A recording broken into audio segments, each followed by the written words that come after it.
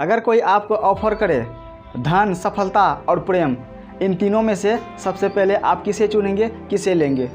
आइए इस घटना को एक कहानी के जरिए समझने का प्रयास करेंगे। उसके बाद आप खुद ब खुद यह डिसाइड कर पाएंगे कि इन तीनों में से आपको सबसे पहले किसको चुनना चाहिए, किसको लेना चाहिए। नमस्कार दोस्तों, एक बहुत पुरानी बात है। एक औरत रहा करती थी। उसका एक छोटा सा घर था, 2 बच्चे थे और अपने पति के साथ रहती थी। एक बार जब वह औरत बाजार जाने के लिए घर से बाहर निकली तो बाहर उन्होंने 3 रंगे बिरंगे साधु को देखा। वह औरत साधु को देखकर कुछ नहीं बोलती हैं, वह चुपचाप अपने रास्तों पर जाती रहती है। फिर उनमें से एक साधु कहता है, बेटी क्या आपके घर में हम तीनों को खाना मिल सकता है? वह औरत बोली, हाँ जी ज़रूर, क्यों नहीं मिल सकता है, आप अंदर चलिए, मैं आ रही हूँ। फिर वह साधु कहता है, क्या आपके पति देव आपके घर में हैं, आपके साथ रहते हैं? वह औरत बोली, जी मेरे साथ ही रहते हैं, लेकिन अभी घर में नहीं है, किसी ज़रूरी काम से बाहर गए हुए हैं। वह साधु बोलते हैं, नहीं, तब तो हम तीनों नहीं जाएंगे। जब तक आपके पति नहीं आएंगे तब तक हम तीनों नहीं जाएंगे। आपके पति के आने तक हम लोग यही इंतज़ार करते हैं, वेटिंग में रहते हैं। जब आपके पति आ जाएंगे फिर हम तीनों जाएंगे। वह औरत बोली, ठीक है, कोई बात नहीं है।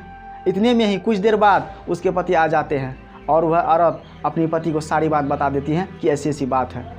उसके पति औरत से कहती है कि जाओ उन तीनों को बुला के लाओ। वह औरत दौड़ी दौड़ी तीनों साधुओं के पास आते हैं, कहते हैं, बाबा मेरे पति आ गए हैं, आपको बुला रहे हैं। वह साधु कहते हैं कि हम तीनों एक साथ किसी के घर में नहीं जाते हैं। वह औरत बोलती है, ऐसा क्या बात है? फिर वह साधु कहते हैं, हम तीनों में से कोई धन है, कोई सफलता है, तो कोई प्रेम है।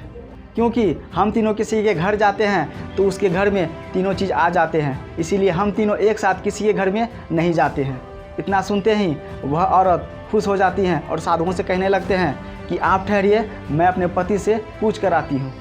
वह औरत दौड़े दौड़े अपने पति के पास जाती हैं और पति से कहने लगती हैं कि उन तीनों साधु में से कोई ना कोई सफलता है, तो कोई ना कोई धन है, तो कोई ना कोई प्रेम है। आप तीनों में क्या लेना चाहेंगे? उसके पति कहते हैं कि नहीं, धन वाले बाबा को बुलाओ। फिर उसकी पत्नी कहते हैं, नहीं, सफलता वाले बाबा को बुलाते हैं। दोनों में काफ़ी बहस हो जाती है, काफ़ी लड़ाई झगड़ा होने लगती है। काफ़ी देर होने के बाद यह डिसाइड करता है, दोनों यह निर्णय करता है कि नहीं, धन वाले बाबा को और सफलता वाले बाबा को, दोनों को एक साथ बुलाते हैं। वह औरत फिर साधु के पास आती हैं और दोनों से कहते हैं कि मैं धन वाले बाबा को और सफलता वाले बाबा को, दोनों को बुलाना चाहती हूँ, दोनों आप घर चलिए। उसके बाद तीनों साधु मुस्कुराए और कहने लगी, नहीं, हम दोनों सफलता और धन वाले बाबा एक साथ नहीं जा सकते हैं। जो व्यक्ति इस दुनिया में धन और सफलता को एक साथ चाहता है उसके पास हम दोनों कभी नहीं जाते हैं, उसके पास हम लोग नहीं जाते हैं। इतना सुनते ही वह औरत दुखी हो जाती हैं, नाराज़ हो जाती हैं और घर की तरफ चल देते हैं। दोस्तों, दुनिया में हम ऐसा भी कदम नहीं उठाए, ऐसा भी लालच भरा कदम नहीं उठाए ताकि हमें आगे चलकर हानि हो। ऐसा भी काम ना करें ताकि हम लालच में आकर हमारा काम भी ना हो और हम खाली हाथ बैठे रहें।